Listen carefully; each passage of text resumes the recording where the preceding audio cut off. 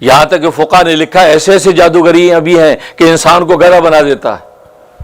انسان کو گدھا بنا دیتا ہے، اندر کی اس کی سوچ اور فکر انسانوں جیسی رہتی ہے لیکن بظاہر ساری حیت اس کی بدل کے گدھے میں بدل جاتی ہے،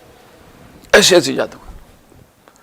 تو موسیٰ علیہ السلام کے زمانے میں بھی یہ ہوا، اور یہی وجہ ہے کہ جب ان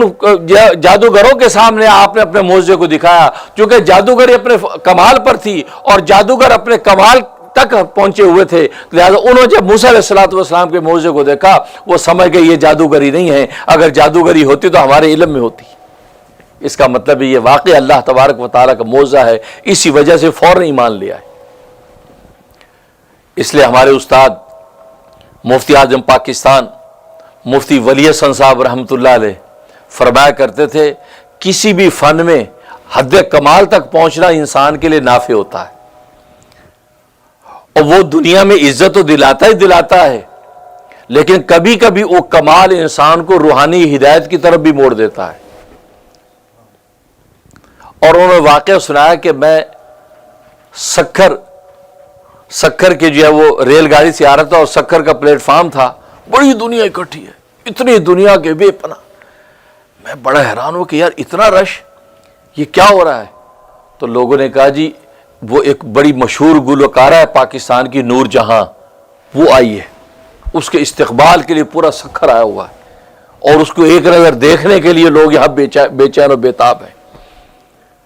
تو فرماتے اسی وقت اللہ تبارک و تعالی نے مجھے علم عظیم دیا کہ واقعی برا فن ہو یا اچھا فن ہو، انسان اپنے حد کمال کو اگر پہنچ جائے تو اللہ تبارک و تعالی اس کو عزت ضرور دیتا ہے، کیونکہ کمال کی اللہ کی عزت ہے۔ کمال اگر اچھا ہے تو انسان جو ہے روحانیت کی منزلیں طے کرتا ہے، اور کمال برا ہے، گانا بجانا برا، کمال ناجائز حرام، اس میں بھی اگر وہ کمال پر ہے تو اللہ تبارک و تعالی ظاہری عزت ہے اس کو بھی دیتا ہے۔ فرمایا بیچ کے آدمی وہ بیکار، کیونکہ وہ آدمی کنفیوز رہتا ہے، اس کے سامنے اگر حق کو بات ظاہر ہوگی تو اس لیے تسلیم نہیں کرے گا کہ یار میرا تو چھوٹا موٹا علم ہے، پتہ نہیں یہ کیا پتہ یہ جادوگری ہو جو میرے علم میں نہ ہو۔ لیکن اگر وہ کمال کو پہنچا ہوا ہے تو فوراً سمجھ آئے کہ نہیں یار واقعی یہ جو چیز ہے یہ ہمارے اس فن کے اندر نہیں ہے، ضرور اللہ تبارک و تعالیٰ کی تائید ہے۔ تو اس پر حضرت نے فرمایا کہ دیکھو وہ فرعون کے جو جادوگر تھے وہ اس لیے اسلام لے آئے، اس لیے مسلمان ہو گئے کیونکہ جادوگری کے کمال کو پہنچے ہوئے تھے۔ جب موسیٰ علیہ السلام نے عصا پھینکا اور وہ اژدہا بنا اور وہ سارے کے سارے ان کے جو سانپوں کو جو ہڑپ کر گیا تو وہ سجدے میں گر گئے، کیوں کہ وہ سمجھ گئے کہ یہ جادوگری نہیں ہے۔ اگر جادوگری ہوتی ہمیں اس کا علم ہوتا، جب ہمارے علم میں ایسا کوئی جزیہ نہیں ہے تو معلوم ہوا کہ واقعی اللہ تبارک و تعالیٰ کی نصرت تائید ہے اور موسیٰ اللہ کا سچا نبی۔ اسی وقت سجدے میں گرے، اور سجدے میں گرے ہیں، اللہ اکبر، روایات میں آتا ہے جیسے سجدے میں گرے اللہ نے ساتوں زمینوں تک کے خزانے ان کو دکھا دی، سر جھکا کے وہ دیکھ لیا جو سر اٹھا کے انسان نہ دیکھ پائے۔ دل میں ہے تصویر یار جب ذرا گردن جھکائی دیکھ لی، سجدہ ایسی چیز ہے جھک کے وہ دیکھ لیا جو کھڑے ہو کے نہ دیکھے۔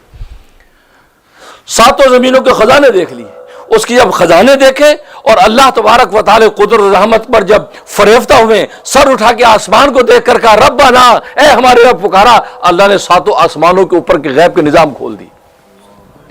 سارے اوپر کے غیب کے نظام دیکھے۔ تو پھر آپ سوچ سکتے ہیں کہ لمحوں میں ان کا ایمان کہاں پہنچ گیا، لمحوں میں ایمان ان کا کہاں چلا گیا۔ فرعون یہ کہتا رہ گیا کہ تمہیں میں پھانسی چڑھا دوں گا، تمہیں مخالف سمت سے ہاتھ اور پیر کاٹ دوں گا، تمہیں سولی چڑھا دوں گا، تم لوگ اس موسیٰ جادو کے ساتھ مل گئے، سب تم جادوگر ہو، تم آپس میں ملی بھگت کر لی ہے، تم میرے خلاف سازش کر رہے ہو، بڑی اسے دھمکیاں لگائیں۔ انہوں نے ایک ہی بات کہ فخذ ایمان تقاض، اے فرعون تو جو کرنا کر، ہماری جان لینی لے لے، لیکن اس لیے کہ ہمیں ایمان مل گیا، اب ایمان یہ جان اور ایمان کے ساتھ اللہ کے پاس پہنچے گی، اب ہمیں مرنے کا کوئی ڈر نہیں۔ اللہ اکبر۔